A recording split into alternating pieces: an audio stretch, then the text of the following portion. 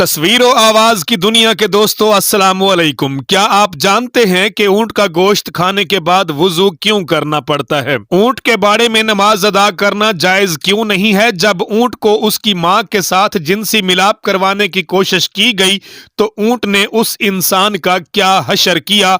ऊंट जिंदा सांपों को क्यों निगल लेता है?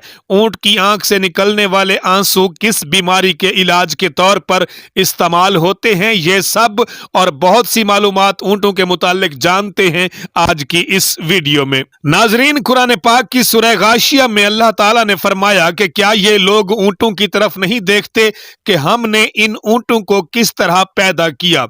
एक हदीस शरीफ में भी ऊंटों का तज़किरा मौजूद है कि हर ऊंट की कोहान पे एक शैतान होता है, तो जब तुम इस पर सवार हो तो अल्लाह का नाम लिया करो और इसका ख्याल रखो, बेशक अल्लाह ताला ने ही ये सवारी दी है। एक और हदीस भी है जिसका मफहूम ये है कि ऊंटों को शयातीन से पैदा किया गया है और हर ऊंट के साथ एक शैतान होता है।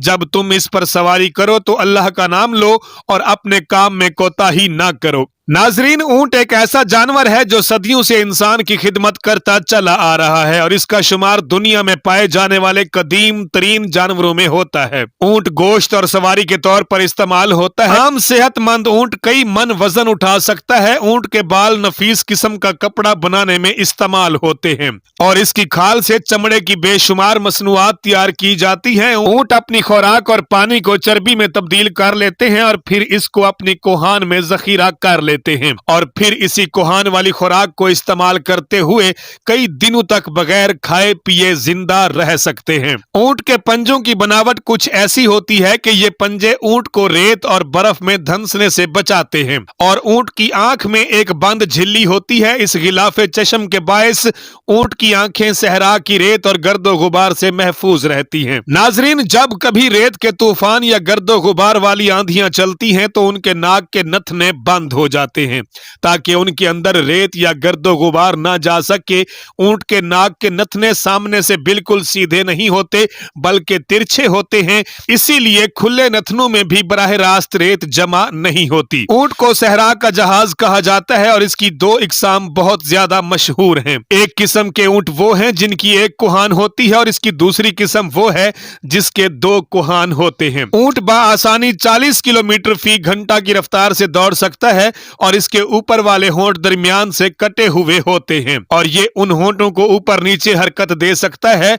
ऊंट के होंठों पर गद्दी नुमा खाल होती है जिसके ऊपर छोटे छोटे बाल होते हैं जो इसको कांटों से महफूज रखते हैं। ऊंट कांटेदार दरख्तों को बड़ी खुशी से खाता है क्योंकि इसकी अंतड़ियां इंतहाई मजबूत होती हैं। ऊंट हर उस घास वगैरह को बाआसानी खा लेता है जिसको दूसरे जानवर नहीं खा पाते। माहिरीन का यह दावा है कि ऊंट 3 मिनट में 200 लीटर पानी पी लेता है। इतनी तेजी से, इतनी ज्यादा मिकदार में और कोई भी जानवर पानी नहीं पी सकता। हजरत जाबिर रजी अल्लाह ताला अन्हो फरमाते हैं कि मैं नबी करीम सल्लल्लाहु अलैहि वसल्लम की बारगाह में मौजूद था।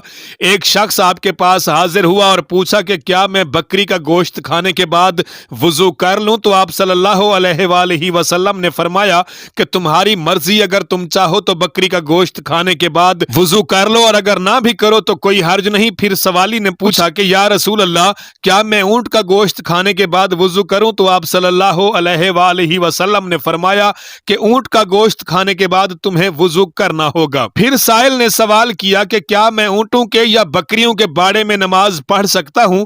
तो आपने फरमाया कि तुम बकरियों के बाड़े में नमाज पढ़ सकते हो लेकिन ऊंटों के बाड़े में नहीं। मुअज़्ज़िज़ नाज़रीन, ऊंट का गोश्त खाने के बाद वुजू वाजिब है क्योंकि ये इन दो अहादीस से बिल्कुल वाज़ेह है। इस हदीस की तशरीह कुछ यूं है कि ऊंट का गोश्त खाने के बाद वुजू वाजिब है चाहे गोश्त ऊंट के जिस्म के किसी भी हिस्से का खाया गया हो, लेकिन हर हलाल जानवर का गोश्त खाने के बाद वुजू लाजिम नहीं होता। नाजरीन, ऊंट को एक बीमारी लाहक होती है जिसका नाम हयाम है। कुछ माहिरीन के नजदीक इसका इलाज है जिंदा सांप निगलना। बाज औकात ऊंट सांप को खा लेता है जिसके बायस ऊंट को शदीद प्यास लगती है। इसके नतीजे में ऊंट प्यास और सांप के जहर की शिद्दत की वजह से एक ही सांस में वाफिर मिकदार में पानी पी लेता है मगर फिर भी सैराब नहीं होता। सांप को निगलने की वजह से ऊंट की आंख से आंसू जारी हो जाते हैं। ऊंट की आंख से निकलने वाले इन आंसू को बहुत ज्यादा कीमती तस्वुर किया जाता है।